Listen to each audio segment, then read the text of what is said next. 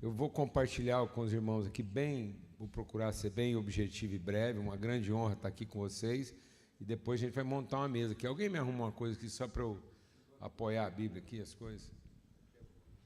Muito bom. Puxa, que privilégio, que honra, que alegria estar aqui e receber assim tanto carinho, tanto cuidado, né?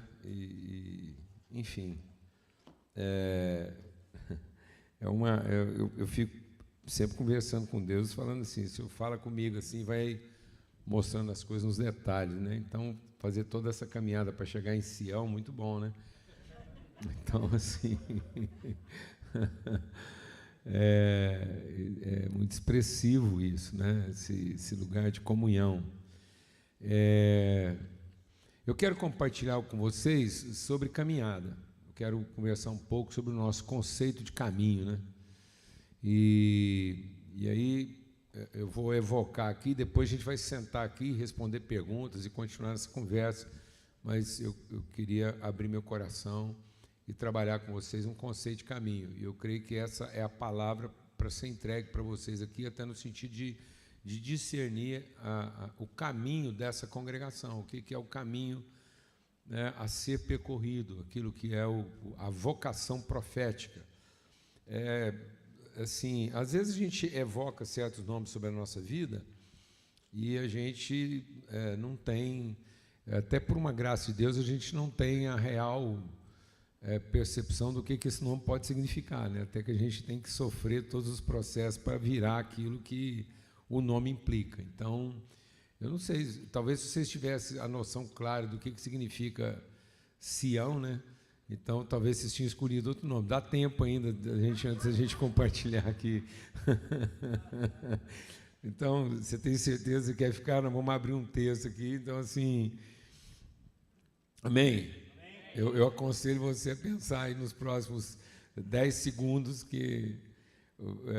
o que significa isso. Deixa o Espírito de Deus ministrar algo no nosso coração. Eu sempre peço de Deus que eu possa estar nos lugares e ser um instrumento de Deus numa tradução profética. Eu peço de Deus a sensibilidade para ser profeta lá no lugar, porque Deus disse que a gente seria isso.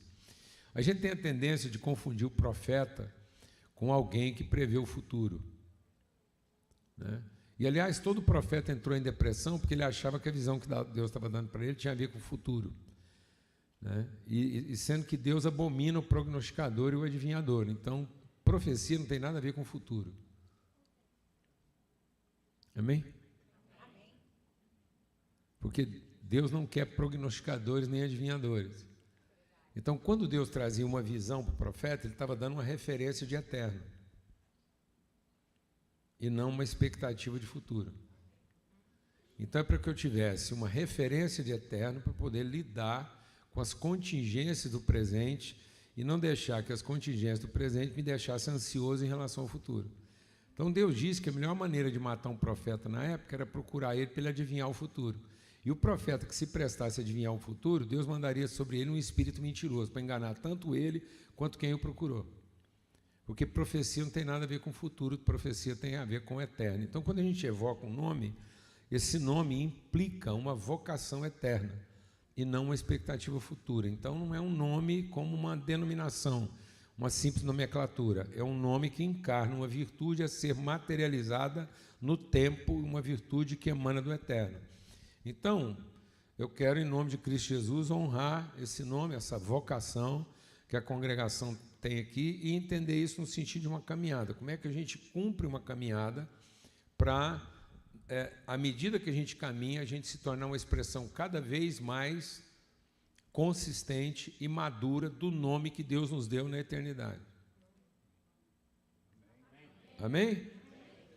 Então, foi isso que o salmista entendeu no Salmo 139. O Senhor me deu um nome quando eu nem substância tinha ainda. A nossa caminhada é para que agora a gente vá encarnando de maneira própria esse nome, e isso tem uma implicação. Glória a Deus, amado. Então, eu queria convidar você, na perspectiva de entender essa trajetória de nome e o que isso implica, né? E o que Deus evoca na nossa vida como lugar de comunhão, porque Sião é um lugar de quê? De quê? de comunhão. Amém? Amém? Glória a Deus, amado. Ó, quão bom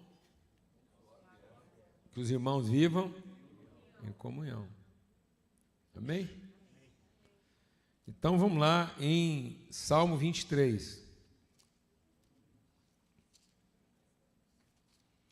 Salmo 23.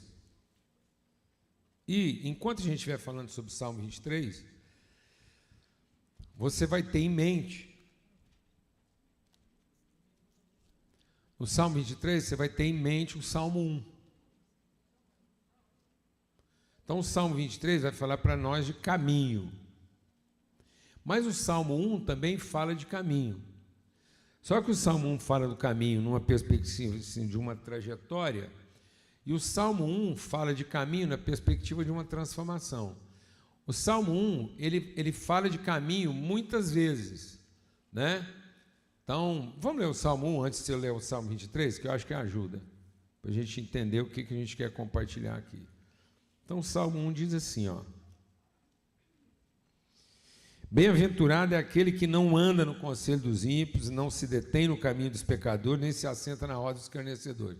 Então, você está vendo que o Salmo 1 fala de caminho, né? De processo, de caminhada. Pelo contrário, o seu prazer está na palavra do Senhor, na sua lei medita de noite. Ele é como árvore plantada. Eu sou engenheiro civil, eu acho curioso como é que um salmista, para falar sobre caminho, usa como figura de caminho uma árvore plantada.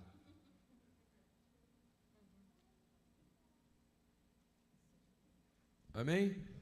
Porque então isso já ajuda a gente a entender que o caminho que Deus está falando não é uma referência tempo e espaço. Então ele não está falando de futuro nem de endereço, ele está falando de natureza. É o caminho percorrido entre aquilo que é a semente de uma natureza até a expressão plena dessa natureza. Então é a árvore plantada, que vai desde a semente até o fruto. Então Cristo é o meu alfa e o meu ômega, e ele não está falando de uma trajetória que culmina num lugar, tempo e endereço. Então o nosso caminho não é para chegar no céu. O nosso caminho a ser percorrido é para que na terra eu me torne uma expressão cada vez mais consistente, clara, madura e plena da pessoa que eu fui feito para ser. Então é como se fosse o caminho que eu percorro da semente de mim em Cristo até a expressão plena de nós em Cristo. Amém? Então é o caminho percorrido entre o meu invisível eterno e a minha expressão visível, consistente e plena no cumprimento da minha vocação. É o caminho entre o nome que me foi dado e o nome que eu revelo. Então é um caminho de plenitude. É um movimento no sentido de nos tornarmos uma expressão cada vez mais consistente, inequívoca, inabalável, irresistível da pessoa que nós fomos chamados para ser. Então a nossa oração aqui no dia de hoje é que a nosso testemunho, a nossa presença aqui ajude a comunidade Sião a ser uma expressão cada vez mais consistente, inabalável, inequívoca, irresistível daquilo que Deus chamou vocês na eternidade para ser nesse lugar. Um testemunho profético que ajude vocês no caminho. Vocês estão indo bem no caminho, mas agora é uma palavra de vocês avançarem no caminho. E não é um caminho de quem tem a expectativa de chegar no fim. É o caminho de quem tem a convicção de alcançar o propósito. Então não é um caminho fim futuro, em que vocês vão ser mantidos para passar o tempo esperando o futuro. Mas é um caminho onde vocês vão se empenhar com todas as suas forças para ser uma expressão cada vez mais consistente e plena daquilo que Deus pensou a respeito de vocês e através de vocês na eternidade. Glória a Deus, amados. Aleluia. Então, está vendo como é que o Salmo 1 fala de caminho? E ele fala de caminho a partir de uma árvore o quê? Plantada. Né? E tanto que ele fala muito de caminho, porque ele fala da árvore plantada e depois ele diz assim, os ímpios não são assim, são, porém, como a palha que o vento dispersa. Por isso os ímpios não prevalecerão no juízo, nem os pecadores na congregação dos justos, porque o Senhor conhece o caminho dos justos. Então, a vida cristã é um caminho no sentido de me transformar numa pessoa cada vez mais compromissada com a justiça. E aí é interessante, porque nesse caminho ele está dizendo o quê? Que essa pessoa, a igreja como pessoa plena da sua vocação, vivendo de maneira condizente com o nome que lhe foi dado, ele é relevante, porque ele produz fruto. Ele é pertinente, porque ele produz o fruto próprio da estação. E ele é constante, porque ele produz fruto sempre. Então Deus quer para a vida dessa congregação aqui relevância, pertinência e constância. Então vocês não estão aqui para ser bem cuidados. Vocês estão aqui para serem frutíferos. Porque o que torna vocês relevantes nessa comunidade não é a forma bem feita com que vocês são cuidados, mas é a forma relevante com que vocês continuam produzindo fruto. Então a vocação é produzir fruto e não ser bem cuidado. Amém? Porque senão a gente perde a relevância. A gente se torna uma árvore de ornamentação. Então não adianta ser uma árvore bonita, florida, se a gente não está cumprindo a vocação de produzir o quê? Fruto sempre. E o fruto tem que ser produzido na hora certa. Então eu nem estou atrasado vivendo das reminiscências do passado e nem estou ansioso vivendo das ansiedades do futuro. Meu dia se chama hoje e eu entendo exatamente a hora própria de produzir esse fruto. E produzo esse fruto com constância, porque eu produzo ele sempre. Então, voltando para o Salmo 23, o Salmo 23 é o Salmo de uma caminhada, em que ele diz assim: o Senhor é meu pastor e nada me faltará. A gente tem a tendência de olhar para o Salmo 23, nada me faltará, pensando que não me faltará coisa alguma. Amém, irmãos? De Sião. Então a gente tem a tendência de achar que a promessa de Deus é uma promessa de satisfação e não uma promessa de plenitude.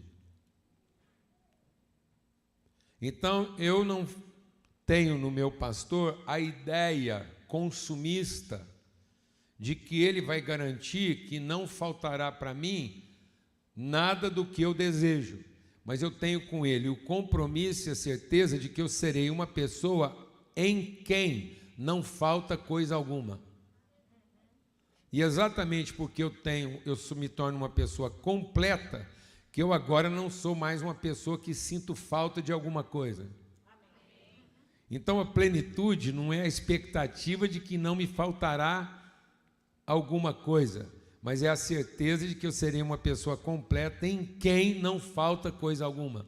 Então esse Senhor é meu pastor e nada me faltará, é porque Ele me tornará como igreja. E aí a ideia de Sião, porque Sião é esse lugar de plenitude, em que nós não estamos celebrando o benefício de não ter falta de coisa alguma, mas nós estamos celebrando a convicção de termos nos tornado pessoas em quem não falta nada. Eu me tornei uma pessoa completa. Então eu não vivo a igreja mais na perspectiva da minha carência, do meu desejo, e nem da minha necessidade, nem da minha cobiça. Eu vivo a igreja na perspectiva da minha vocação e do propósito de Deus através da minha vida. Então eu não tenho na igreja um ambiente da minha satisfação. Eu tenho na igreja um ambiente para que eu possa cumprir a minha vocação. Então eu não venho na igreja para satisfazer meus pedidos e nem ser suprido na minha carência. Eu venho na igreja para encontrar um ambiente onde eu possa conhecer a vontade. Então a igreja não é o meu ambiente de poder, a igreja é o meu ambiente de propósito. Então eu não venho na igreja buscar poder para ser satisfeito na minha necessidade. Eu venho na igreja buscar revelação para que eu possa cumprir o meu propósito.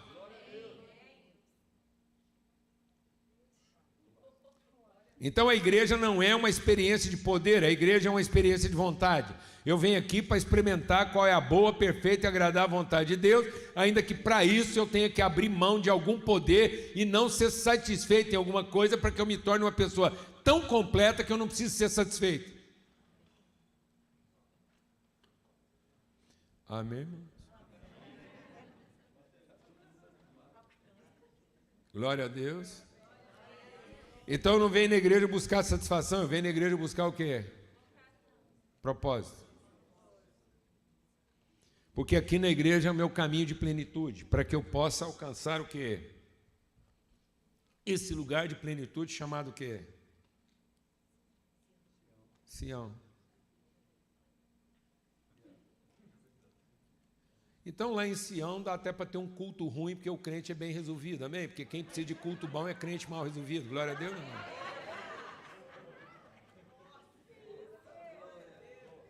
Então lá em Sião nós podemos liberar os jovens para ficar procurando qual é o propósito de vida deles, em vez de ficar produzindo culto bom para crente mal resolvido.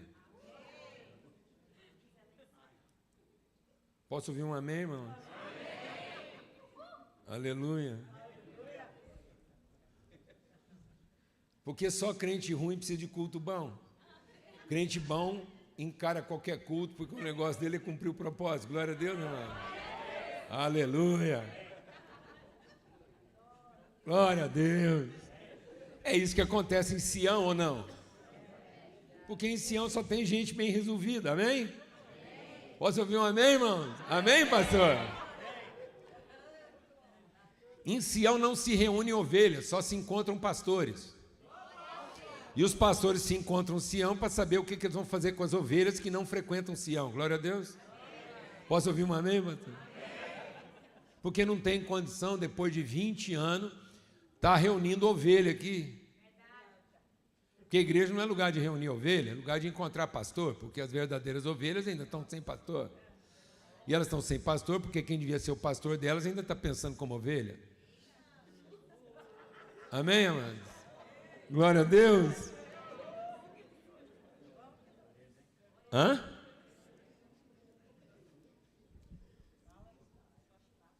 É difícil ser Sião, mano. Eu falei que você podia pensar melhor antes de continuar. Porque o Salmo 23 diz isso, presta atenção, o Salmo 23 diz assim: o Senhor é meu pastor e nada me faltará. Aí ele faz um ponto, isso é conclusivo, ele diz assim: como é que é essa caminhada? Ele me faz repousar em pastos verdejantes, leva-me para junto das águas de descanso, refrigera a minha alma. Ponto. Então isso é a parte infantil da fé cristã. Quem é que deita em cima da comida? O bebê, ué. O bebê já deita em cima da comida, ele não tem que levantar para comer. Ele só vira para o lado e mama. Ele come e bebe pastos verdejantes e água tranquila, e a alma dele está sempre em refrigério. Mas isso é a parte mais curta da vida de um crente. Isso dura mais ou menos uns 3, 4 anos só. Porque logo que ele começa a andar, o pai força ele a andar por um caminho que vai transformar ele num justo. Porque a fé não é para me transformar num crente. Quem me transforma num crente são as minhas crenças baseadas na expectativa que eu tenho de satisfação. Porque o crente vive da crença, o justo vive da fé. Então a fé cristã não é para me tornar num crente satisfeito, é para me tornar num justo que cumpre o seu propósito de fazer justiça. Então, está vendo que é uma caminhada? Uma caminhada de transformação, em que eu nasci criança, sou bem cuidado, mas aí logo já eu mal aprendi a gostar de pasto verdejante e água tranquila, ele já me coloca para andar num caminho, numa trajetória de transformação numa pessoa o quê? Justa, porque a minha vocação não é receber a satisfação das minhas carências a partir das minhas crenças, mas é ser transformado num justo a partir da minha fé. Então a fé não é para eu receber aquilo que eu quero e nem aquilo que eu gosto. A fé é para eu poder entregar de maneira própria e pronta aquilo que eu já recebi. Então a fé não garante que eu vou receber o que eu não tenho. A fé garante que eu não vou reter o que eu já recebi. Então a fé não é para receber, a fé é para fazer justiça. Por isso que o salmista diz que ele nunca viu um justo ter falta de pão. Você já viu um justo ficar sem comer? Porque ficar sem comer, o justo dá conta. Porque a vergonha para o justo não seria ficar sem comer, a vergonha para o justo seria não ter pão para repartir. Então o justo prefere ficar sem comer para ter pão para repartir. Glória a Deus, amado. Porque a justiça não é o direito de comer pão, mas é a certeza de poder reparti-lo. Então uma vergonha para o justo é não ter pão para repartir. Então a fé não é para ter pão para comer. A fé é para, tendo pão, ter certeza de que eu posso reparti-lo. Então você nunca vai ter falta de pão para repartir, ainda que isso implique em você não ter pão para comer. Glória a Deus, mas aí não ter pão para comer não é problema, porque você está cumprindo o seu propósito de ter pão para repartir. Está vendo como é que isso é uma caminhada de justiça? Nessa caminhada de justiça eu vou ter que enfrentar meus medos. Me transformar numa pessoa justa para cumprir o propósito vai fazer com que eu tenha que enfrentar meus medos. Esse vale da sombra da morte, ele funciona mais ou menos como um matador. Ele funciona mais ou menos como um moinho. Ele funciona mais ou menos como uma prensa. E ele funciona mais ou menos como um lagar. Essas figuras são recorrentes na Bíblia, porque Deus, quando prometeu a bênção dele sobre as famílias, ele diz: bem-aventurado é o homem que teme ao Senhor, porque na casa do homem que teme ao Senhor nunca vai faltar pão, vinho e azeite. Então Deus nunca prometeu para o crente trigo, uva e azeitona. Porque trigo, uva e azeitona é comida de passarinho.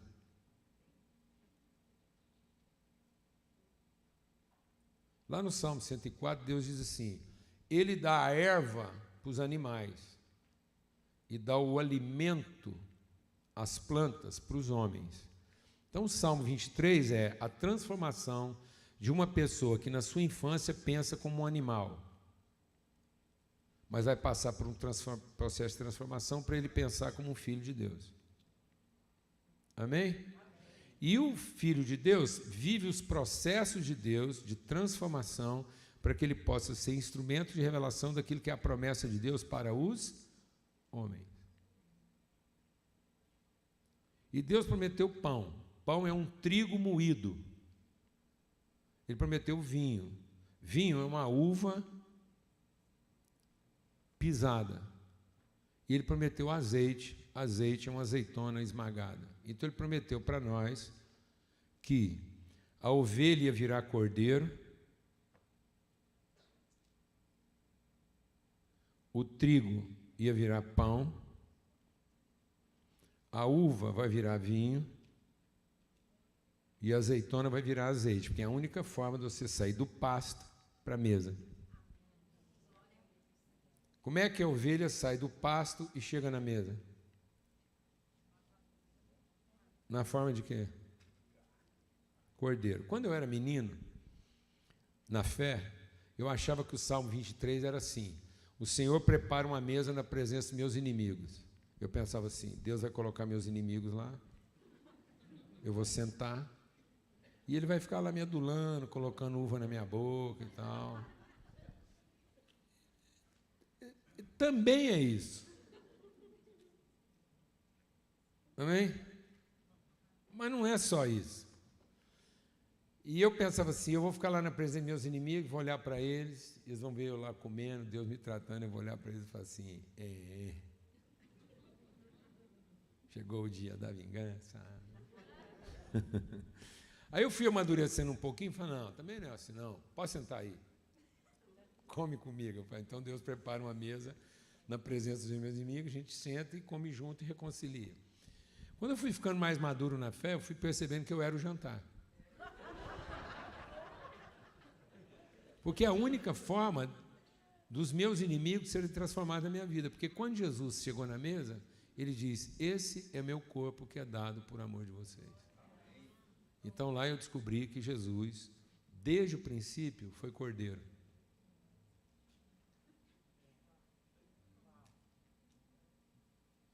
Então a gente nasce ovelha para cumprir o propósito de ser cordeiro.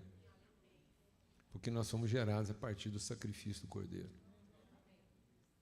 Glória a Deus, amado. Então, quando eu era menino, eu sentava na mesa para comer. Eu fiquei um pouco mais adulto, eu comecei a sentar na mesa para me relacionar. Mas mais adulto ainda, a gente senta na mesa só para quê? Servir. Aí é Sião.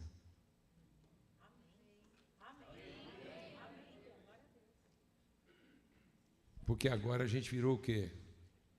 Cordeiro. Agora nós somos o pão. E aí eu tenho que vencer meus medos. Porque o trigo vai ser moído.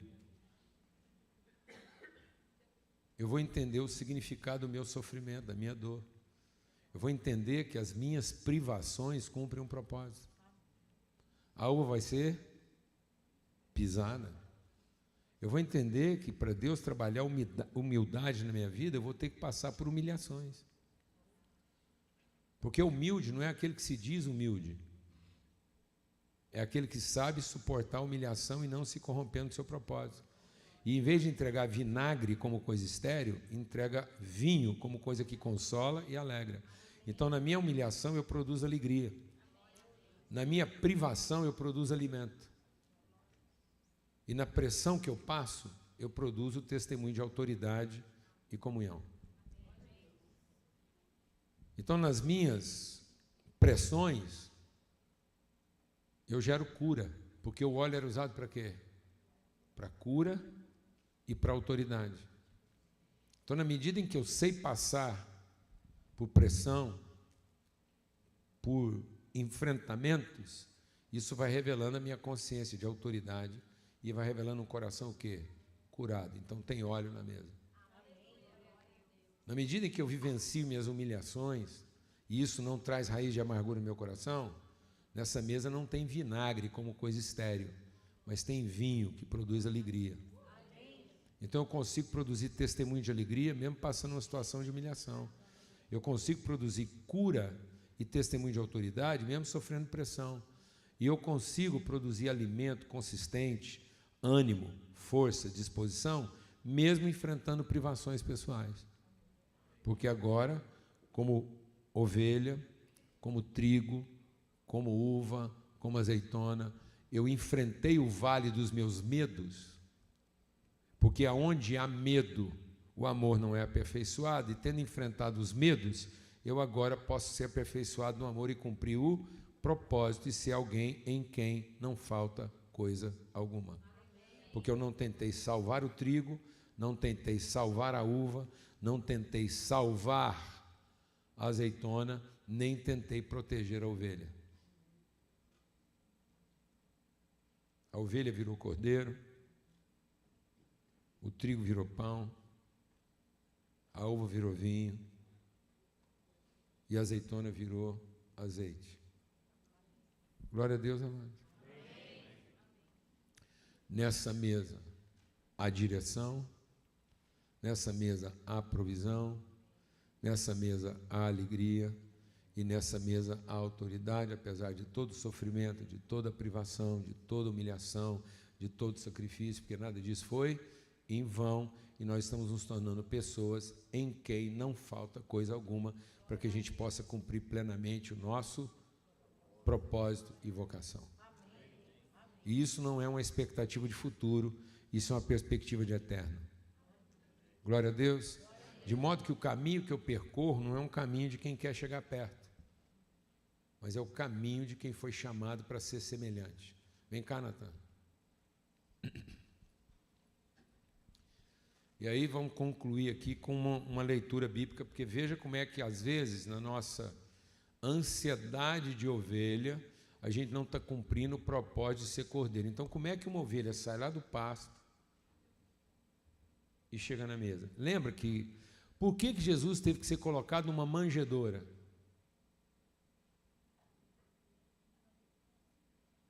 Não foi por acaso, não foi por desorganização de Deus. Deus não estava desorganizado, não reservou o hotel.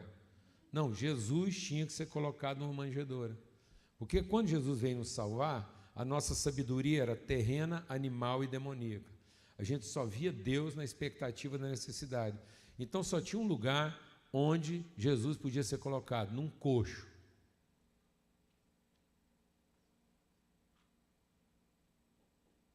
porque senão eu não tinha encontrado ele. Amém, irmão? Porque sem revelação de propósito, todos nós éramos comedores de quê? De pasto. Porque capim é comida de animal. E ele vai, como bom pastor, nos tirar do pasto e colocar onde? Na mesa. Então o ministério de Jesus começou onde, pastor? No coxo. E terminou onde? Na mesa. E o que tinha entre o coxo e a mesa? A cruz. Se eu não entender a mesa, eu nunca vou entender a cruz. Tanto é que Jesus pôs a mesa para o povo entender a cruz. O povo não entendeu a cruz, ele pôs outra mesa e não outra cruz. Jesus não marcou uma nova crucificação só porque o povo não entendeu a cruz. Ele marcou outra mesa e vai continuar marcando a mesa até a gente entender a cruz para poder sair do pasto. Glória a Deus, amado. Aleluia. Em vez de a gente ficar cantando que o Senhor é meu pastor e eu não vou ter falta de nada, eu vou assumir a responsabilidade de saber que o Senhor é meu pastor e eu vou ser uma pessoa em quem não falta nada. Agora veja como é que a gente lê a Bíblia. Vamos imaginar aqui Hebreus 11. Vamos imaginar que o Natan é Deus. E sem fé é impossível agradar a Deus. Aí o que a gente pensa? Sem fé é impossível agradar a Deus, porque aquele que se aproxima de Deus tem que crer que Ele é abençoador daqueles que o buscam. Amém? Amém? Então sabe como é que a gente lê esse versículo? Pensando como uma criança acostumada a comer no coxo? Faz cara de quem não está gostando. Não. Ô Deus, por favor, faz cara de quem não está gostando. Aí eu penso o seguinte: eu vou cantando umas músicas que ele gosta, vou entregando um dinheiro que ele precisa, vou fazendo umas danças que ele não resiste, faço uns jejum, uns clamor, e ele vai me deixando chegar perto. E eu vou chegando perto, porque é aquele que se aproxima. Aí eu pensei que o caminho é um caminho tempo-distância, mas isso é a coisa mais estúpida que a gente podia pensar a respeito de Deus, porque afinal de contas Ele é o quê? Onipresente. Aí eu acho que reza, jejum, oração, vida de igreja, é para Ele deixar eu chegar perto o suficiente para Ele escutar o que eu tenho para pedir e me abençoar do jeito que eu preciso. Quem está entendendo o que eu estou falando? Eu sei que Ele é abençoador, eu só tenho que usar toda a minha liturgia para chegar perto o suficiente para o braço dele me alcançar e me abençoar. Vai? Não, mais, né? Por favor. O culto foi ungido. O fogo derramou aqui, é mais. Não, amados, nunca foi isso.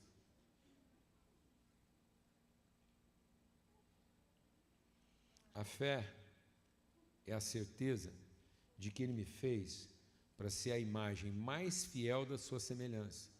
Então a fé é para me tornar alguém o mais próximo possível da expressão de quem Ele é. E não para chegar perto dele. Então não é chegar perto para eu comer mais trigo, para eu ter mais trigo, mais uva e mais azeitona. É ser tão próximo dele que eu possa traduzir isso em pão, vinho, azeite e oferta espontânea. De modo que o que vai me tornar próximo de quem Deus é? Ele não é o abençoador de todos os que o buscam? Então nós não estamos aqui para ser abençoados. Nós estamos aqui para nos tornar o quê? Abençoadores. De modo que quem vê um filho abençoando, vê o pai que o enviou. Porque nós fomos enviados por um pai abençoador e a fé é para eu me tornar tão abençoador quanto meu pai é e não para eu ficar desejando ser o máximo abençoado por ele.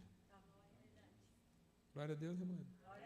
Então, é uma expressão de proximidade e não de aproximação. Então, Deus não está no meu futuro, tempo e espaço. Deus é minha referência de eterno, para que pela fé eu percorra esse caminho de plenitude e ao final desse caminho de plenitude eu seja uma expressão relevante, pertinente, constante, eficaz de quem Ele é, me tornando abençoador de todos aqueles que estão à nossa volta e não nos encontrando para continuar sendo abençoados. Aleluia. Porque isso é Sião, o lugar onde Deus ordena a sua vida e a bênção para sempre. Então, o que é ordenar? Obrigado, não. Oh, Deus, você pode sentar se quiser, senão... E aí, o que é esse lugar de comunhão? Concluindo, é que Deus ordena a bênção e a vida, não é no sentido de que Deus finalmente libera a bênção e a vida. Não. É porque Deus agora faz com que a bênção encontre a sua verdadeira ordem. E a ordem da bênção é a vida. E só é vida quando a bênção é dirigida em favor do outro e não de mim mesmo. Então, na comunhão, a bênção encontra a sua verdadeira ordem, porque agora a bênção não é a meu favor, porque a fé não trabalha a meu favor, trabalha em favor do meu irmão. Paulo disse isso: eu quero muito encontrar vocês para repartir virtude e a gente ser fortalecido através do exercício de uma fé mútua. Então, a fé só é verdadeiramente fé quando ela me torna um abençoador e não alguém desejoso de continuar sendo abençoado.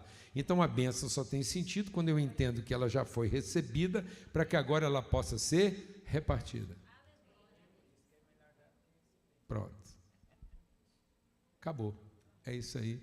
É melhor dar do que receber, porque quando o filho entrega, ele está se tornando a expressão mais próxima de quem é o seu pai, um abençoador. E para isso ele tem que ser trazido do pasto para a mesa, atravessando o vale dos seus medos, para que o trigo não tenha medo de virar pão, para que a uva não tenha medo de virar vinho, e para que a azeitona não tenha medo de virar azeite, e para que a ovelha não tenha medo de virar cordeiro.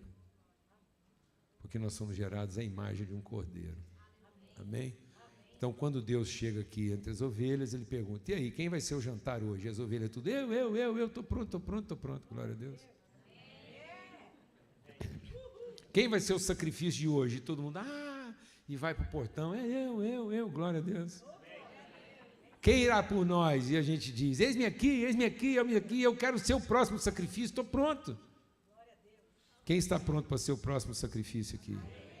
Isso é Sião.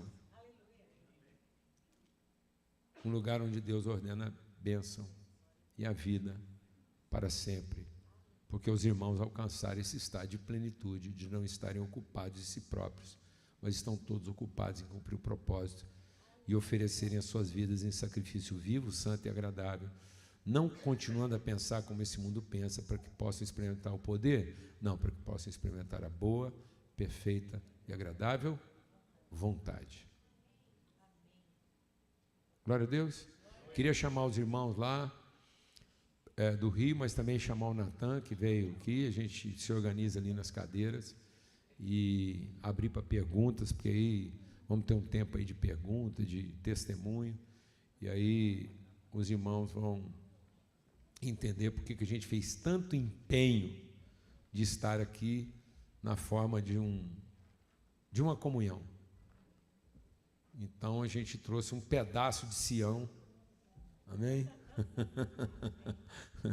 e esse pedaço de Sião aqui é a custa de muito sacrifício, esforço. Então eu vou passar o microfone se alguém quiser compartilhar alguma coisa e também abrir aí para quem quiser perguntar, comentar dentro daquilo que foi compartilhado até aqui, amém? Então, boa tarde, gente. Até porque eu não sou muito provido de altura, não. Eu sumi. Gente, boa tarde. Todo o empenho do Paulo em nos chamar para compor essa mesa aqui, usando a expressão que ele usa muito, é para montar uma cena realmente que testemunhe, a cena que materialize, né, aquilo que tem sido o empenho dessa relação. Então, por que estamos aqui esse grupo? Deixa eu explicar para quem está assistindo, não está entendendo muito bem. Depois que o Paulo acabou de falar sobre irmos à mesa e sermos nós mesmos os cordeiros que serão oferecidos para matar a fome do povo, né? Na verdade, o que tem havido é que um grupo de irmãos tem entendido a necessidade de fazer isso. E, ao fazer isso, cumprir o desejo do Cristo, né? Que antes de partir na oração chamada de oração sacerdotal, registrada em João 17, ele diz: Pai, que eles sejam um, como eu e o Senhor somos um, para que o mundo creia que tu me enviaste. Então, nós cremos que o maior empenho evangelístico que a igreja pode fazer é pela unidade. É porque essa unidade vai revelar, de fato, quem é o nosso Pai. Só quando, de fato, o mundo perceber que, mesmo sendo de tribos diferentes, porque somos tribos diferentes, dentro de Israel de Deus, dentro da Sião de Deus, né? Do Israel de Deus, temos tribos diferentes, não tem problema. Uns são pentecostais, outros tradicionais, alguns são calvinistas, outros arminianos, alguns são, enfim, de uma fé mais reformada, outros de uma fé mais neopentecostal. E essas idiosincrasias, essas pequenas diferenças, né, que nos tornam aparentemente indivíduos, são sacrificadas pela relação da unidade, pelo estar à mesa sendo um só corpo. Então, está aqui um empenho para isso. Quando eu estive aqui em outubro, né, conversei muito com o Herbert e com a Rosana sobre a vontade de ter o Paulo Borges aqui, e inicialmente seria para uma agenda do Paulo Borges pregar para vocês. Essa era a ideia, né? Mas Deus colocou algo no coração dele para que houvesse um exercício prático maior, que ao invés de apenas ele ministrar a palavra, trouxesse um testemunho. Que testemunho é isso? Testemunho do empenho pela unidade, né? Então está aqui 4 irmãos do Rio, eu, daqui a pouco vamos falar um pouquinho o Felipe, o Jaime e o César, que vocês já conhecem, e um irmão de Forte Mais, que é o Natan. Lá no Rio, nós temos um grupo de pastores que se encontram quinzenalmente, já há cerca de 5 anos ou um pouco mais. E esse grupo se encontrou, um dos catalisadores, um dos instrumentos que Deus usou para essa relação foi o próprio Paulo, né? Paulo Borges. A gente, na verdade, eu e o César, alguns já sabem da nossa amizade, que é bem antiga, né? Há mais de 30 anos, pelo menos, que Deus me dá graça para suportar o César, e eu tenho amado e suportado. E não é fácil, mas a gente ama a si mesmo. Então, são 30 anos caminhando assim. Mas essa amizade que é verdadeira mesmo, né, como também o Valmir está aqui, o Sérgio Elias, a gente sempre quis que ela fosse espalhada e repartida por mais pessoas, né? E havia um empenho para isso. Então, Paulo Borges, que desde 2005, 2006 conhecemos, em 2017, tivemos uma conversa com ele sobre fazermos um esforço para que, na Baixada Fluminense, que é a minha região, nós buscássemos uma unidade. Por que a Baixada Fluminense? E aí tem a ver, de novo, com a unidade, tem a ver com, se houver tempo aqui, falar um pouco sobre a restauração da nossa identidade como igreja brasileira, lembrar o empenho feito pelo Cali, que depois talvez seja falado um pouco sobre ele aqui, que é um escocês que plantou a primeira igreja genuinamente brasileira, né, lá no Rio de Janeiro, porque havia as igrejas de imigrantes, mas o Cali planta uma igreja de língua portuguesa e com líderes brasileiros. Isso começa numa empreitada pela Baixada Fluminense, ali para o Magé, até chegar a Petrópolis. Ele falou: poxa, a Baixada é muito simbólica, vamos... E começamos, então, aparentemente, despretensiosamente, eu e o César, chamamos alguns amigos, e esse grupo hoje, do qual o Jaime e o Felipe também fazem parte, já é um grupo de 20 ou 30 pastores que se encontram quinzenalmente às quintas-feiras, e nossa vontade até é passar a ser semanal esse encontro agora. E tem sido um encontro de mesa mesmo, de abrir o coração, de desabafar, de um pedir apoio ao outro, trazer suporte. Seria legal você falar de como vocês batizaram esse grupo lá, o nome que... Então, o grupo, foi até uma sugestão do nosso amigo Jaime aqui, isso que nome é importante, o nome do grupo é Grupo de Pastoreio Mútuo. Né? O nome é Grupo de Pastoreio Mútuo, que é uma ideia de pastoreio mútuo mesmo, não tem um líder principal, não tem um cabeça, é um grupo de irmãos que se encontram em mutualidade de fé para se pastorearem um ao outro. E tem sido precioso o que está acontecendo ali. Quando o Paulo veio para cá, ele falou: cara, seria importante que você estivesse lá, e quem sabe alguém do grupo. Desafiamos, então o César, o Felipe e o Jaime toparam o desafio. Por que o Natan está aqui? Porque esse desafio envolvia aqui o norte e também o sul, né? Alguns aqui conhecem o pastor Marconi, e o Marconi, outros amigos nossos da Flórida, nós queríamos levar esse grupo lá, e o Natan, que é de Forte Mais, ali sudoeste da Flórida, como todo jovem faz, não estou muito preocupado com ser pertinente ou não, ele bateu a porta, empurrou a porta. Eu quero que traga o Paulo aqui em Forte Mais. Eu falei: cara, não tem a menor condição, está muito puxado segunda-feira. Não, dá para sim, insistiu, e aconteceu o encontro lá em Forte Mais, E que bênção foi, daqui a pouco o Natan vai falar um pouco mais sobre Forte Mais, é entender todo o propósito desse chamado aqui. Então, para encerrar essa fala inicial, passar para os meus amigos aqui de mesa, a gente quer vir aqui como cooperadores, como testemunho de que vale a pena esse envolvimento pela unidade, para que caminhemos juntos, mesmo sendo diferentes, sentados à mesma mesa, para revelar a cara do Pai, que é essa cara aqui misturada, né? De um monte de aspectos diferentes, não só esteticamente, mas filosoficamente, psicologicamente, são pessoas que formam a pessoa do Cristo. Então, que nós possamos caminhar para essa unidade. Amém, irmãos? O testemunho aqui, vocês já conhecem, já se conheciam, mas o que aconteceu nesse período de tempo? Essa caminhada, uma caminhada de transformação da consciência, uma coisa que foi caminhando de uma circunstância, de uma intuição. Então já havia uma fraternidade intuitiva, já existe um relacionamento, como existem relacionamentos representados aqui. O que começou a haver foi uma intencionalidade maior de propósito, em que não mudou as características de cada um, não mudou aquilo que são as características vocacionais de cada um. Por isso que eu fiz questão de incluir, destacar esses aspectos que existem lá no Salmo 23, porque ele fala: unge a minha cabeça com óleo, o meu cálice transborda. Então, estão lá mais de um elemento na ceia. Então, não é uma ceia celebrada de um elemento só. Então, é o vinho com as suas características, é o azeite com as suas características, é o cordeiro com as suas características, era o pão. Então, esses elementos estavam na ceia. E o óleo, inclusive, de uma forma bem subjetiva, porque depois, no contexto espiritual, o óleo é aquele elemento do testemunho, da comunhão, da autoridade, né? Mas estão lá. Você vai olhar lá na ceia da saída do Egito, os elementos estão lá: o pão, o cordeiro, o vinho e a autoridade derramada. Amém? Então, são traduções denominacionais de Cristo. Então, não existe, a unidade não implica extinguir a denominação, porque vinho é vinho, cumpre seu papel, pão é pão, cumpre seu papel, azeite é azeite, cumpre seu papel. Amém, amados? Glória a Deus. Então, você vê que a ceia, ela não é uma massa. Deus não fez um patê, onde ele misturou trigo, azeite e vinho junto. Amém? Amém? Então, nós precisamos saber respeitar essas características distintas na composição da mesa. O que houve foi uma intencionalidade maior para o sacrifício em favor da relação. Então, às vezes, aquele que tem a característica do azeite ou do vinho passou a cooperar de maneira mais intencional com aquele que tem a característica do pão. Então, uma intencionalidade de compor a mesa com todos os seus elementos. E talvez é esse o grande desafio que nós estamos tendo que enfrentar nos últimos dias para a igreja ter uma maturidade maior. Entendeu?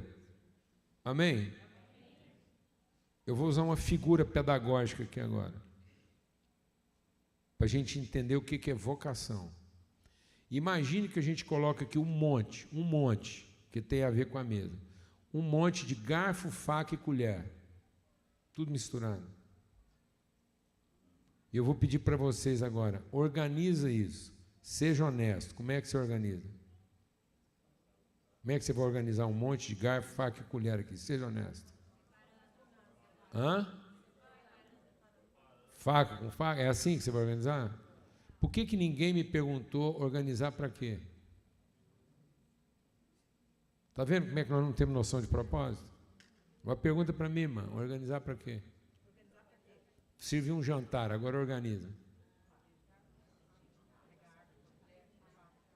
Continua sendo organização, mas mudou o parâmetro.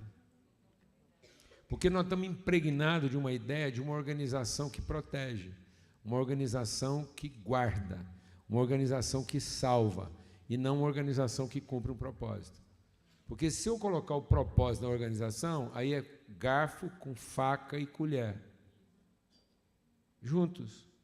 Então, por que a gente está insistindo em só se organizar faca com faca, colher com colher e garfo com garfo?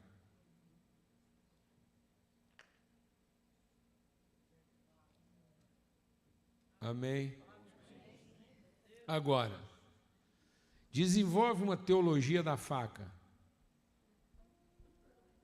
E depois coloque isso junto com a teologia da colher.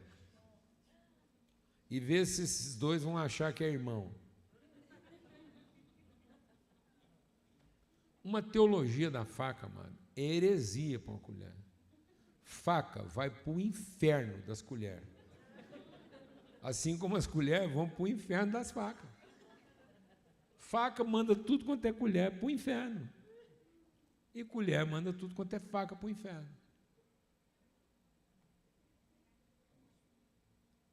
Está vendo como é que a gente não desenvolveu uma doutrina e uma teologia relacional? Amém? Quer falar isso, Sérgio? Boa tarde, gente. É uma alegria estar aqui de novo com vocês. Eu só vou dizer o seguinte: nós não estamos aqui para tentar produzir unidade, porque a unidade já está produzida. A igreja já é uma só, não há duas.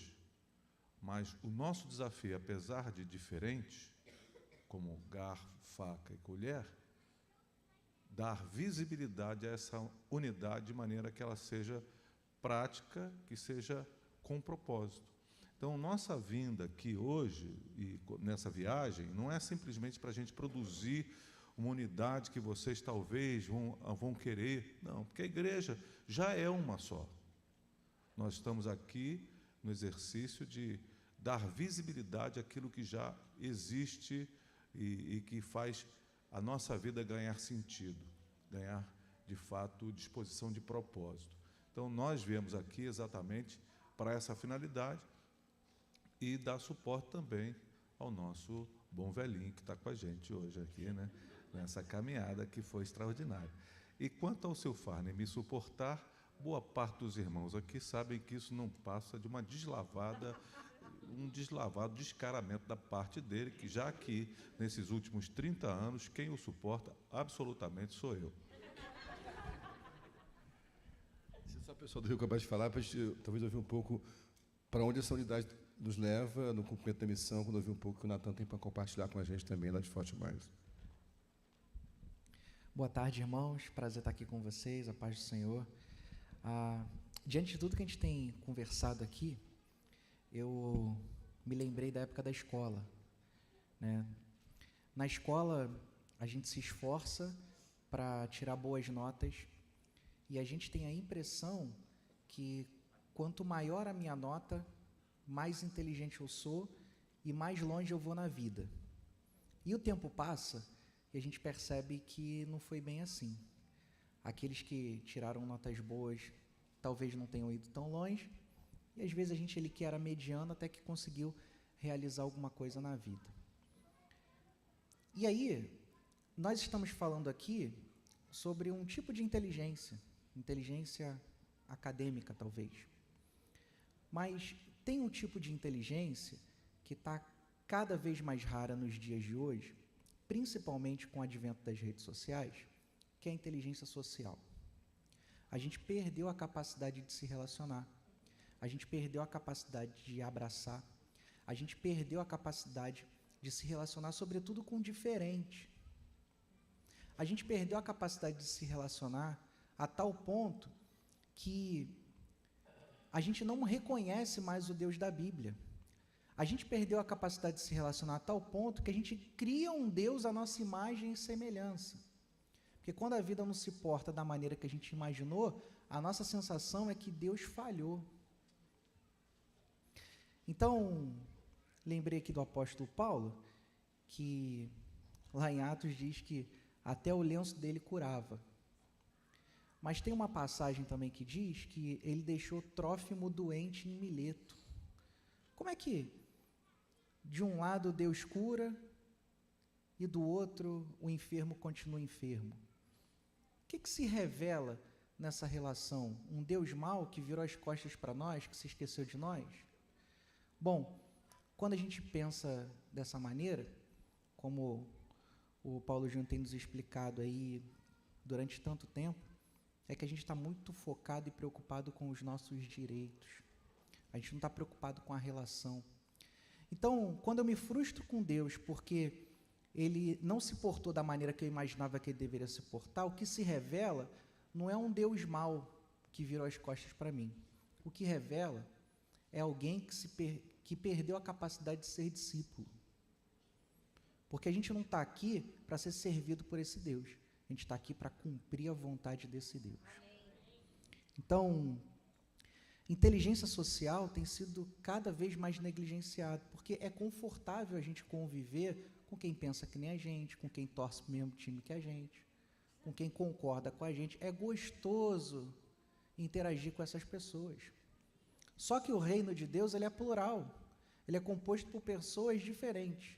Então, talvez, uma inteligência que tenhamos que desenvolver, eu acho que fica um exercício para cada um de nós, é a inteligência social, para a gente aprender a se relacionar com o diferente e compreender que nesse universo aí plural, diante dessa sociedade com tantas demandas, a faca, o garfo e a colher têm o seu papel.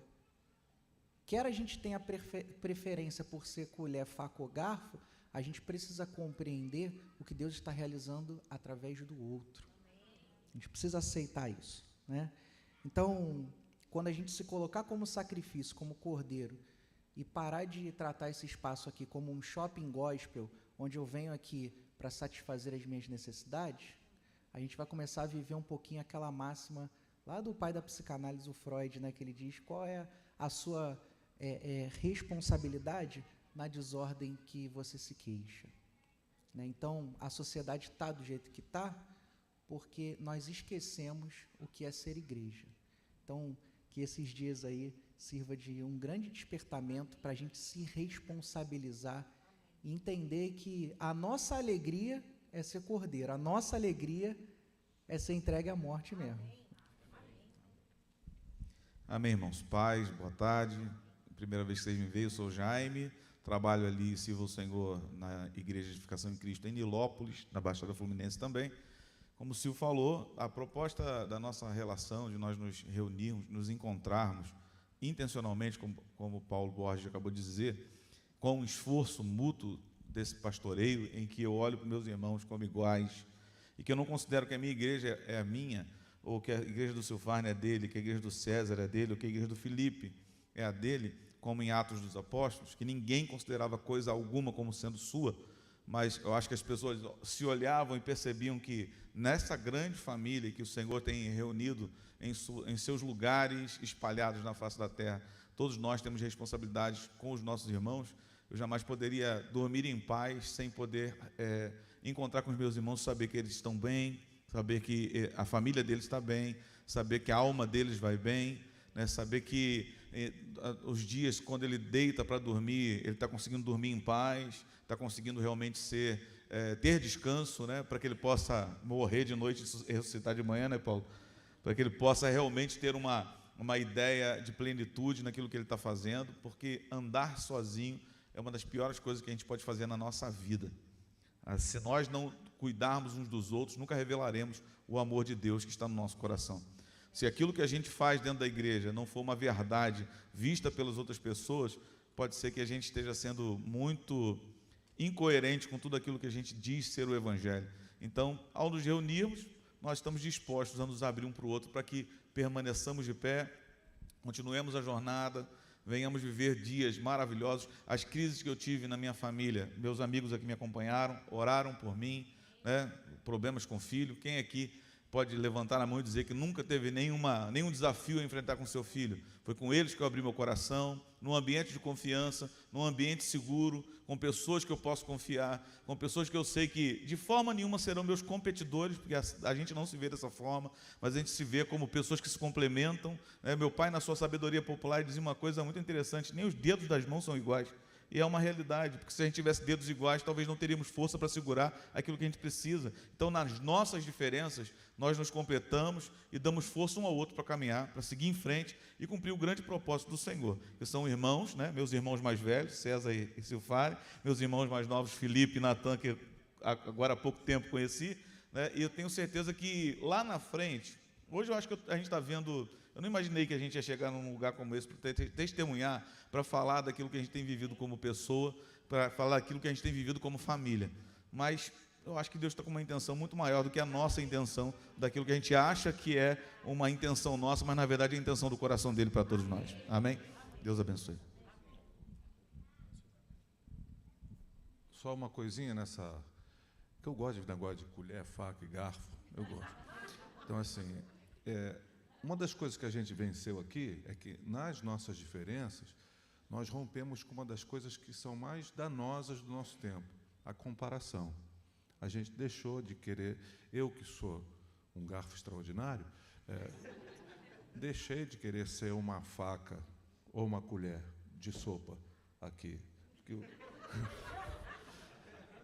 Deixei de ser quase uma concha. Deixei de ser, de querer ser. Eu me assumi como garfo e busquei ser o melhor garfo que Deus me fez ser no propósito dele. Então, nós, graças a Deus, temos conseguido vencer a maior, talvez, a mais desastrosa erva daninha que tem nascido no arraial cristão nos últimos tempos, que é a comparação.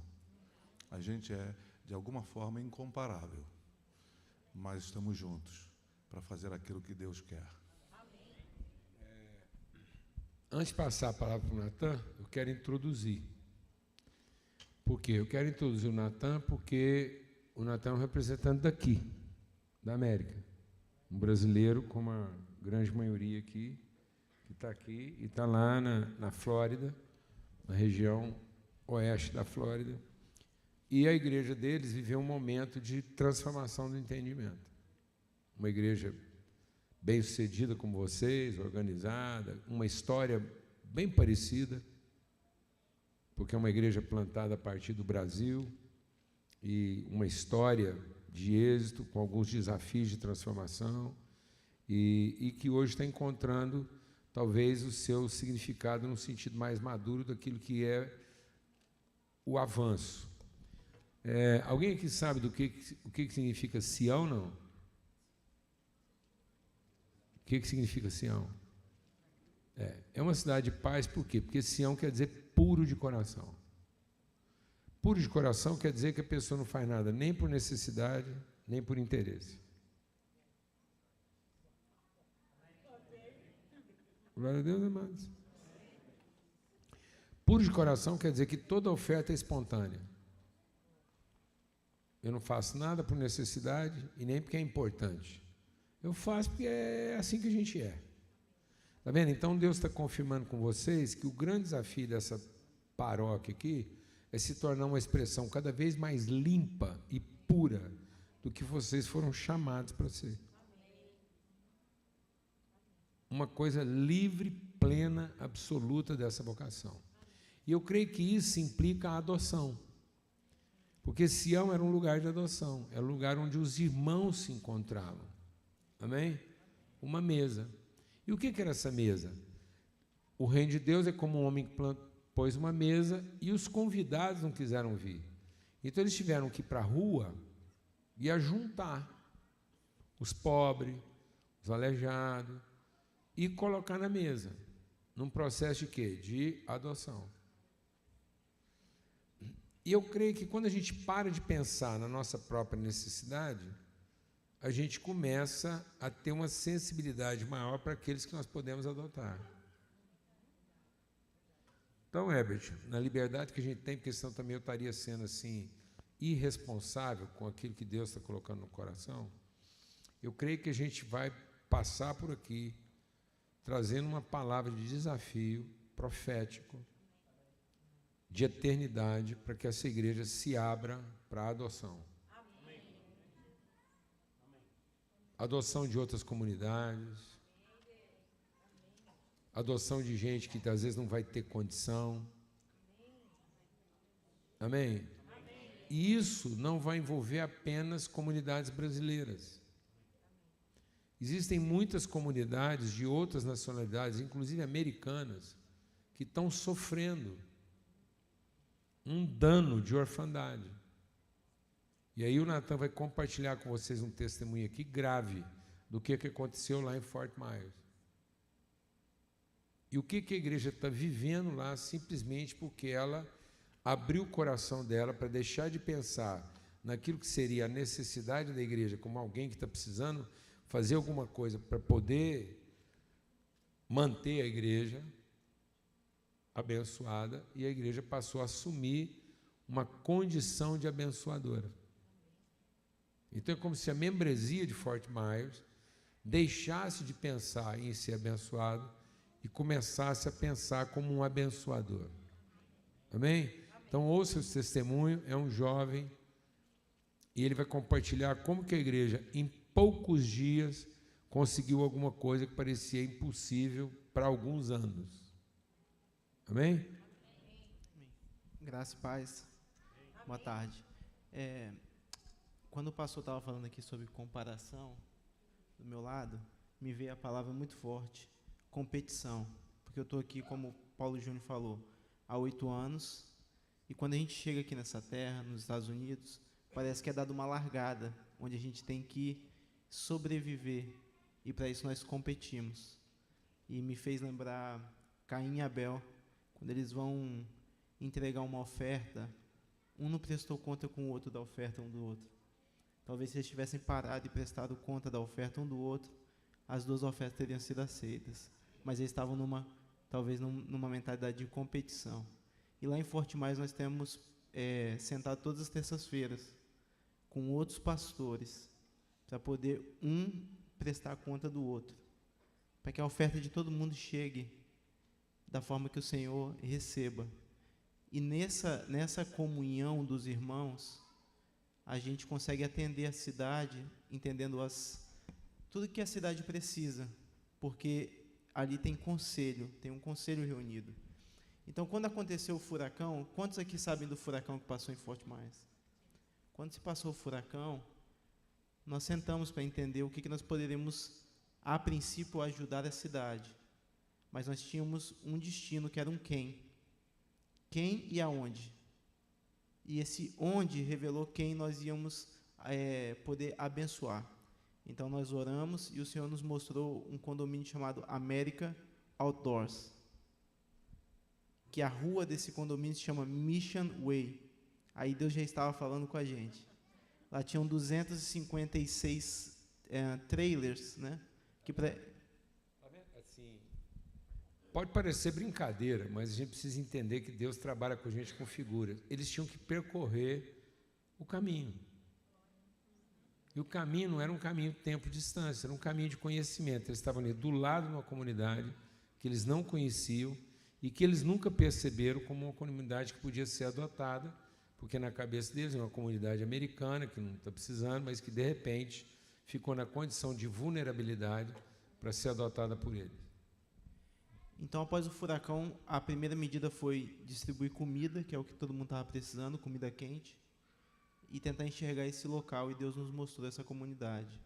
Quando a gente chega nessa comunidade de 55 anos mais, mas lá, na verdade, tem quase que 80 mais, de pessoas que já estão retired, né? Então, o que aconteceu? Nós fomos lá prestar um serviço àquele condomínio, mas já fazendo uma missão, e começamos a limpar aquele condomínio, ajudar os irmãos que perderam as casas, assumimos o compromisso de 3 casas. Tinha uma senhora de 96 anos, chama Mary, que tem filhos aqui em Nova York, e os filhos não apareceram por lá. Então, nós adotamos essas pessoas e ressignificamos a vida delas, porque agora elas começaram a entender que nós não viemos nessa terra aqui para poder usurpar essa terra. Nós viemos aqui abençoar essa terra como imigrantes. Então nós não estamos aqui para tirar nada de ninguém. E eles entenderam isso muito rápido. Mas muitas vezes eles ficam se perguntando como que esse povo conseguiu nos amar, né? E toda a honra, toda a glória seja dada a Deus, porque só o Senhor põe essa missão, esse desejo no nosso coração. Então nós gastamos pelo menos ali 14 sábados, todos os sábados.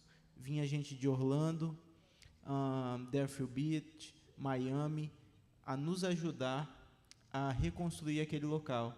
em pouco tempo, o que a cidade não podia fazer por eles, o povo de Deus, a igreja fez por eles. E hoje nós implantamos uma igreja lá dentro desse condomínio, que fica a 15 minutos da nossa igreja. Temos o culto de domingo, nós temos já um pequeno grupo às quintas-feiras, e eles têm entregue a vida deles para Jesus. E é uma missão tão linda, porque eles são...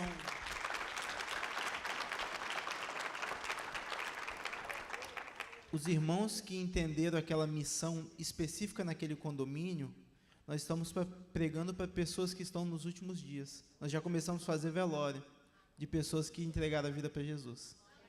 Então, é algo que nós nunca imaginávamos, porque muitas vezes nós estamos fazendo igreja como o Paulo Júnior disse, para ovelhas. E, na verdade, nós somos a reunião dos pastores que vamos encontrar as ovelhas que estão perdidas. Então, aqui nessa cidade, como foi falado mais cedo, hoje, já tem igrejas prontas aqui. Nós só precisamos acessar elas. Porque nós acabamos vindo de uma recente tragédia, me fez refletir quando eu vim aqui, né? O 11 de setembro talvez foi uma grande oportunidade para se adotar muitas famílias que ficaram órfãs. Tem muitas famílias órfãs, né? Tem muitas viúvas aqui daquela tragédia. Então, a igreja, ela realmente tem que ter um olhar diferenciado, porque nós somos o que... Nós não estamos aqui simplesmente para dar uma resposta ao que acontece, mas nós estamos aqui para dar direção e orientação a tudo que está acontecendo. Amém? Usando o exemplo de 11 de setembro, seguinte, você consegue imaginar um dia em que o evangelho poderia ser pregado para toda a humanidade ao mesmo tempo? Que dia foi esse na nossa geração? 11 de setembro. No dia 11 de setembro, todos os televisores do mundo estavam ligados para ouvir o que uma nação cristã ia falar depois de ter sido ferida da forma como foi ferida. E a maior nação cristã do mundo, no dia em que foi ferida,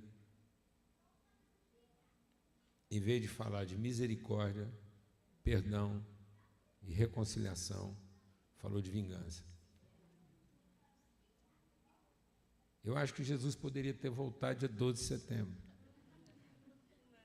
Se a gente tivesse assumido a posição de quê? De adoção. Mas a gente continua assumindo a posição de quê? De direito de salvação e não responsabilidade de comunhão. A vocação da igreja não é defender o direito de ser salvo. A posição da igreja é assumir a responsabilidade da comunhão. Quem coloca a mesa em favor da comunhão? Quem é responsável por Sião? Quem chega primeiro em Sião? Quem prepara o pão para os irmãos, o vinho para os irmãos? Quem vai ser moído primeiro? Quem vai ser humilhado primeiro? Quem vai ser pressionado primeiro? Glória a Deus, amados. Para que não falte pão, não falte vinho, não falte cordeiro. E aí o exemplo do Natan é o seguinte: esses irmãos, durante 14 semanas, eles iam para lá todo sábado, eles tiravam 20 caçambas de entulho por sábado. Se aquele condomínio fosse pagar por isso, era $300 cada caçamba. Eles tiraram 280 caçambas. Sabe quem ofertou isso? A comunidade brasileira, sem cobrar um centavo. Os empresários brasileiros que alugavam máquinas lá, pá carregadeira, caminhão, caçamba, ofertaram isso. Os irmãos fizeram isso na mão. E aí o que eles descobriram? Que eles estavam ajudando lá gente que foi missionária. O senhor que faleceu há 2 semanas atrás, ele fez missões em boa parte do mundo. E nós não sabíamos da história dele. Aos poucos, quando nós estávamos ajudando no condomínio, ele até foi lá na igreja, num culto, cantou um hino. Ele e a família dele, 4 gerações no púlpito, coisa que não acontecia há muitos anos. Eles cantaram lá no púlpito da igreja. E só que esse irmão faleceu. E nós adotamos quem? A família dele, que agora ficou. E eu lembro, Paulo Júnior, que você falou numa live assim, foi numa pregação. Quem vai ficar com os loucos?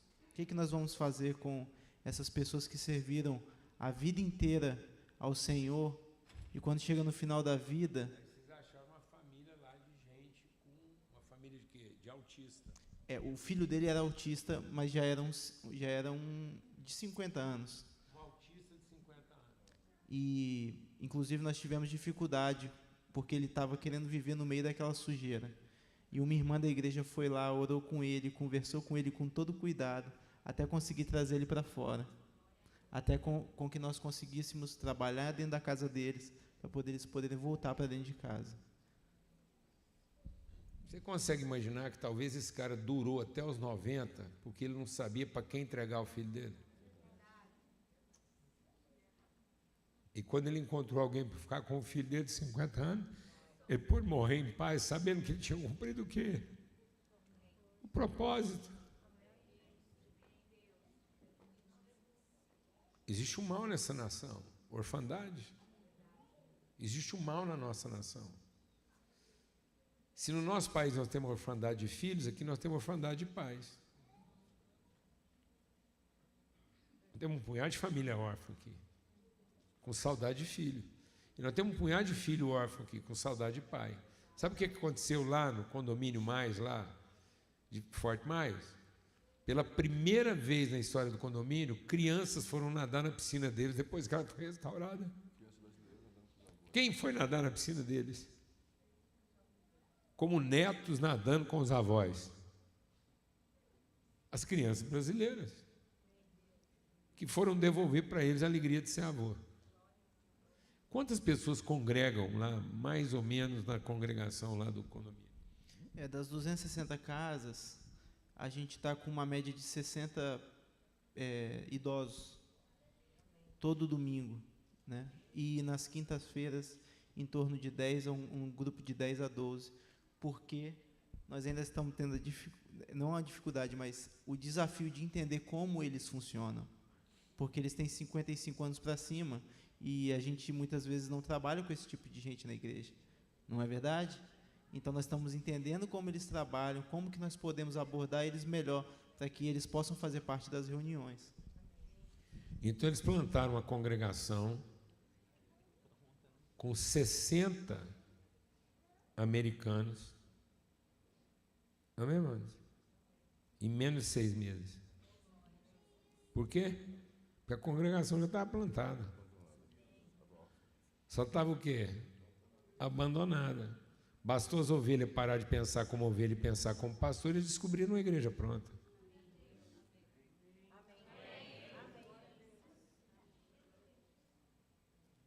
Glória a Deus. Quantos membros congregam aqui, mais ou menos? 200.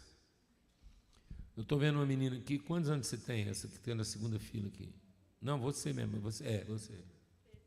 Hã? 13 anos? Você estuda aqui? Na cidade? Aonde você estuda? Curdy. Isso, ela tem gente de vários lugares. Mas todo mundo sabe onde é que ela mora lá, e porque ela é bem conhecida aqui. Como é que você chama? Júlia. Então, Júlia, lá na sua escola tem quantos alunos? Mais ou menos. Chuta um número lá que você acha que tem. Ela estuda numa escola cristã. Isso, mas quantos alunos tem? 100? Uns 100 e poucos alunos? Uns 100 e poucos alunos? Multiplica por 3. Certo? Porque cada aluno dela lá representa pelo menos 3, talvez 4. Então nós estamos falando de uma paróquia organizada, onde a Júlia é pastora, que já tem quantos membros? Então isso aqui é uma reunião de pastores. Nós temos uma pastora de 13 anos, que é responsável por uma congregação de mais de 300 membros. Amém, Júlia? Você já chegou lá nessa escola sentindo assim, responsável por uma coisa que você acha que às vezes você não vai dar conta? Apesar de ser uma escola cristã, você já viu acontecer alguma coisa lá que, como filho de Deus, te incomoda e você acha que podia ficar melhor? Você já sentiu isso ou não? Pode falar, você já sentiu isso ou não? Já? Sabe aquela sensação que você chega num lugar e fala, gente, isso aqui é cristão, é bom demais, parece que tem uns trem aqui, podia ficar melhor. Você já sentiu isso pela sua escola? Você se sente, muitas vezes, incapaz de enfrentar isso na medida que poderia ser enfrentado? Se você recebesse ajuda para isso, ia ser bom? Você quer ficar de pé e fazer um apelo aqui para receber ajuda lá para você dar conta da sua congregação? Faz um apelo aqui para o pessoal te ajudar lá na sua congregação. Já plantamos uma congregação com 200 e poucos membros. Amém? Amém? Glória a Deus. Você de Boina Verde, como é que você chama? Vitor. Você trabalha em quê, Vitor?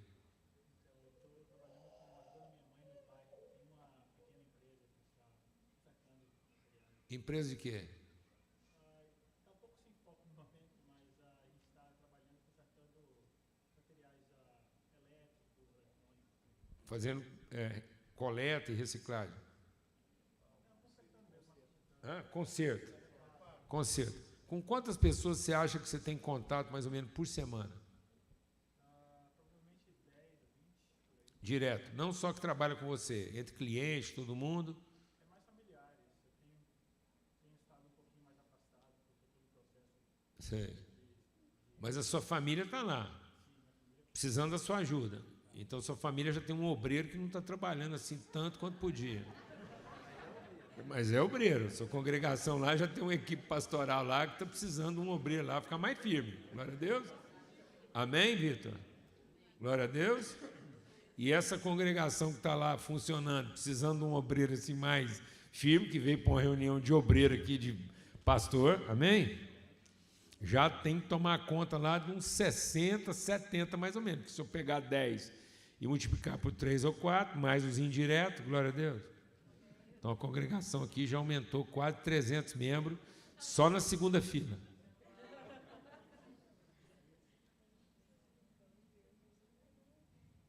Vocês querem continuar a conversa ou não?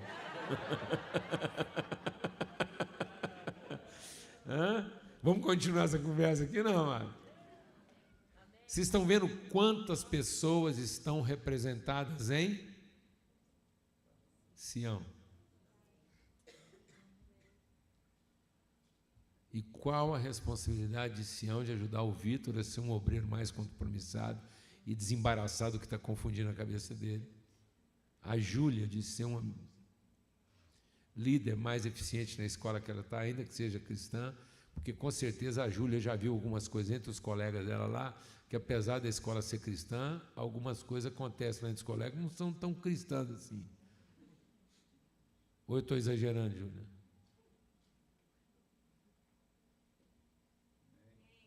Amém?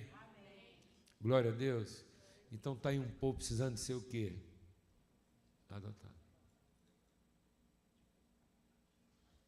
Eu vejo esse lugar aqui como um lugar de quê? Adoção. Eu vejo aqui gente em Sião, de toda tribo, língua, povo, raça e nação.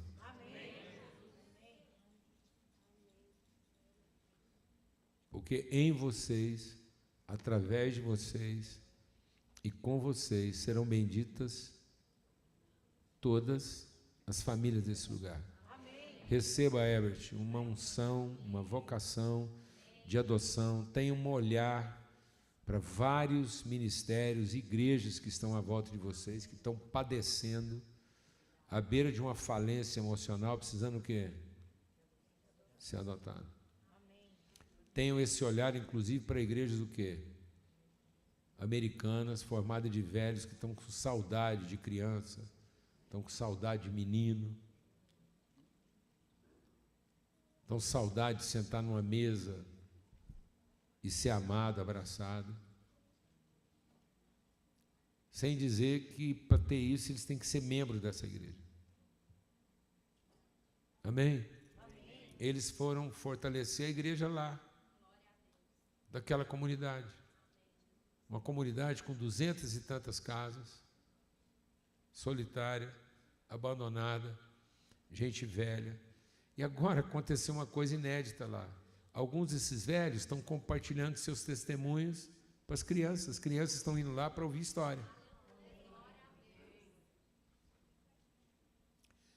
Para a gente começar a fazer velório digno lá, gente. Amém? Glória a Deus. Então não está errado enterrar a membresia, não, desde que seja o quê? Com dignidade. Alguma pergunta, algum comentário? Eu não sei quanto tempo a gente tem, mas eu acho que a gente está no final. Já acabou, né? Mas pelo menos uma ou duas perguntas, pode ser? Né? Se alguém quiser perguntar, comentar alguma coisa, fica à vontade. Já levanta a mão e fala, gente.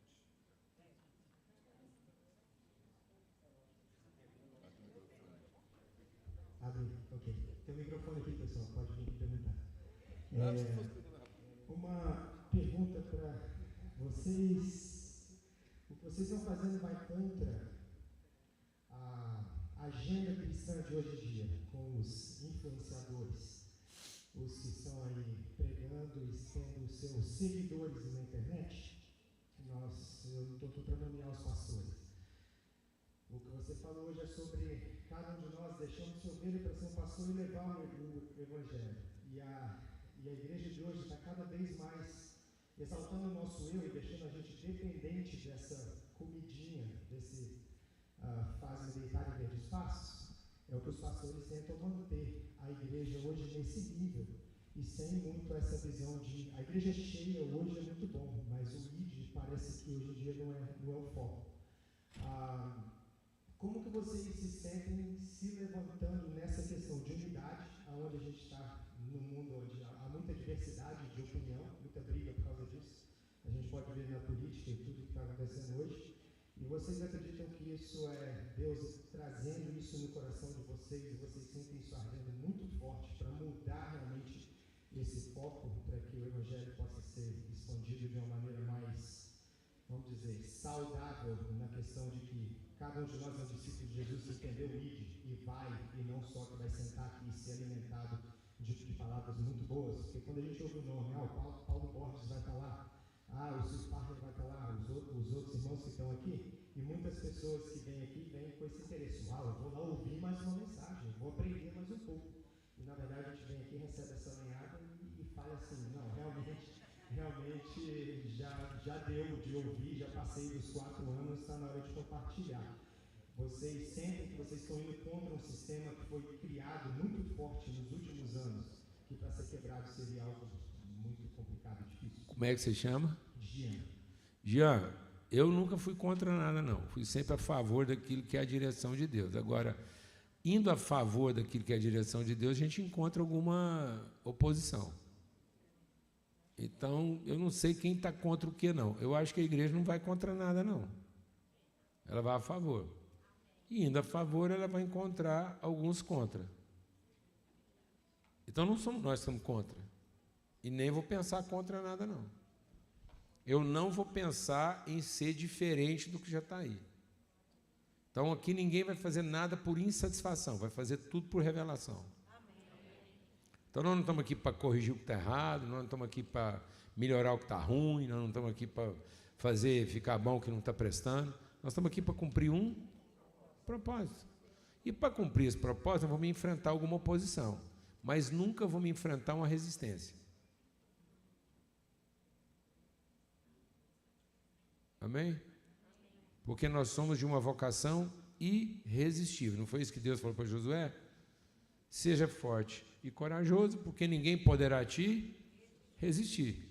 Apesar de alguém tentar ser o quê? Contrário. Então a gente sabe que vai ter muito vento contrário, mas a nossa vocação é irresistível, porque nós estamos obedecendo uma direção de Deus. Então, eu sei que está difícil, dói, mas nós estamos animados, porque tem um trabalho para fazer.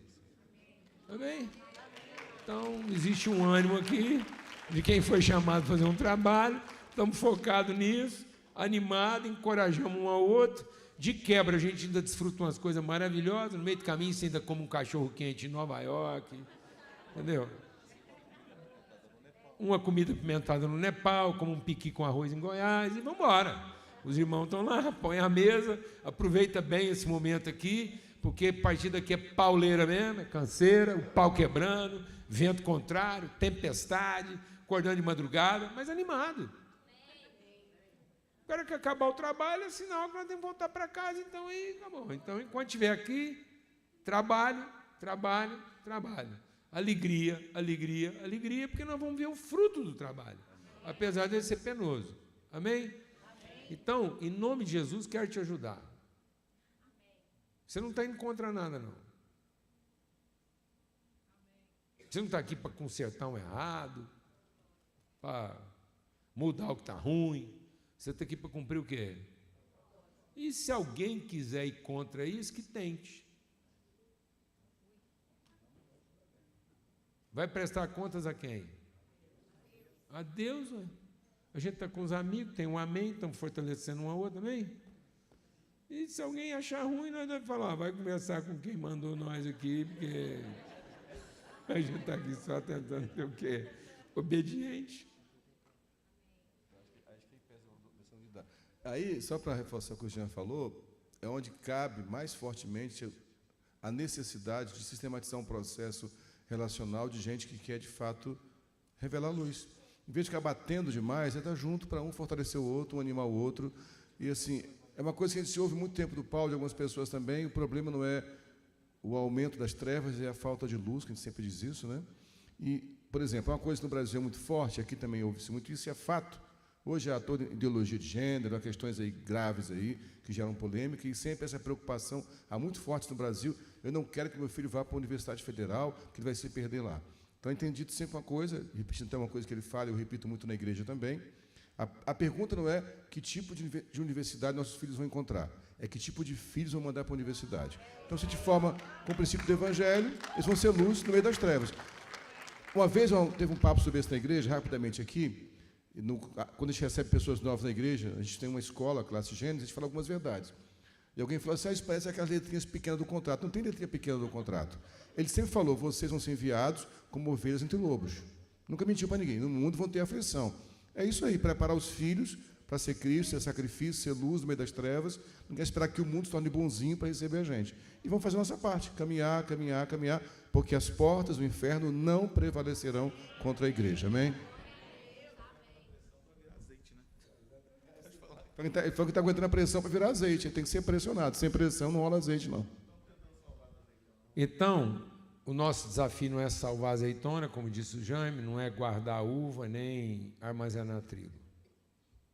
Mas é transformar isso o mais rápido possível em pão, vinho, azeite. Formar ovelhas que o mais rápido possível se tornem cordeiro. E vamos cumprir o propósito. Trabalho com alegria, com dor, com angústia, com privação, mas carregado de esperança. E aí, é o seguinte, nós não temos que pensar o que está errado. Gaste o seu tempo sendo sensível à vocação que Deus nos deu. Porque quando Jesus chamou os discípulos para fazer uma travessia, numa hora que não é hora de atravessar nada, já de noite, fora de hora, chamou, vamos atravessar? Os discípulos foram. E a Bíblia diz que se levantou um vento o quê? A favor? Não, ao contrário.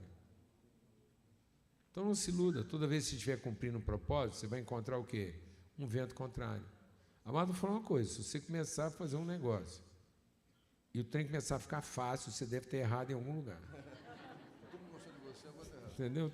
Você errou em algum lugar. Porque, meu irmão, é luta, é enfrentamento.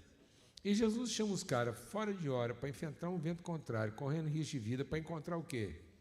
Um endemoniado. Pelo amor de Deus, rapaz, isso é serviço que Jesus chama para fazer? Amém? Glória a Deus, amados. Então, nós precisamos ter convicção da nossa vocação, ter esse espírito de adoção, esse empenho. Herbert, glória a Deus pela vida de vocês e através de você, para todo mundo. Sejam ousados. E uma coisa, sabe por que a gente não está conseguindo vencer a oposição? Porque a gente está tentando isso sozinho. A Bíblia diz que pela boca de um a verdade pode ser proclamada. mas ela só será estabelecida pela boca de 2 ou 3. Então nós vamos morrer proclamando e não vamos cumprir o propósito. Nós estamos tendo muita dificuldade de estabelecer a verdade que a gente proclama, porque está cada um proclamando a sua própria proclamação, mas as pessoas não estão vendo a gente juntos, sendo amém na vida um do outro. O dia que o meu sim for o amém do Sil, e o sim do Sil for o amém do meu sim, a verdade será estabelecida, porque ninguém poderá resistir a 2 ou 3 vivendo em comunhão. Glória a Deus. Então não é a oposição que está forte, nós é que estamos fracos. Não é a treva que está muito, é a luz que está pouca. Você vai falar dos livros? Sim. Tá, só para fechar aqui antes do intervalo, todo esse empenho para estar aqui, como o Paulo disse, é a vontade de estar juntos em família. Quero agradecer da sua vida do Paulo, porque foi feita uma agenda para ele vir pregar aqui, ele insistiu que nós viéssemos juntos, então estamos aqui para, como ele falou, seu amém, tudo está sendo dito aqui, mas houve empenho, né? Então, eu, o César e o Jaime trouxemos alguns livros, tá? O do César, em especial, quero falar com muito carinho, que é a história de um resgate da Anjali, que é uma história lá onde o César fez um trabalho lindo no Nepal, eles estão construindo lá um alojamento para crianças que são vendidas, né, para prostituição, são vendidas no tráfico humano. Esse trabalho lindo que o César está fazendo, o livro que ele trouxe, a venda desse livro é revertido para esse projeto. O Jaime trouxe o livro Afie o Seu Machado, que fala muito para você entender, de fato, né, a sua vocação, o seu ministério, o seu chamado. E eu trouxe o livro O Deus Desconhecido, que fala um pouco dessa relação de Deus como Pai, não como esse ser divino que é apresentado equivocadamente algumas vezes pela religião. Esses livros vão ser vendidos ali fora, então, na verdade, vão ser vendidos, mas como uma oferta voluntária, não com um valor específico. Quer dar $1, $5, $10, $100, $1.000, é com você. Você vai pegar o livro lá, vai deixar a tua oferta lá, tá ok? Para a gente possa nos ajudar nessa nossa empenho de estar aqui. Nossa ideia, inclusive, a gente precisa pensar sobre isso, como, de alguma forma, abençoar também o Felipe, que ele não trouxe livro nenhum, está servindo a gente junto aqui. O do César é o caso específico, que é para trabalhar a questão da missão lá. Tá bom? Então, no intervalo, passem aí na mesa, vejam os livros e nos ajudem nesse desafio. Amém, Herbert? Contigo aí, varão.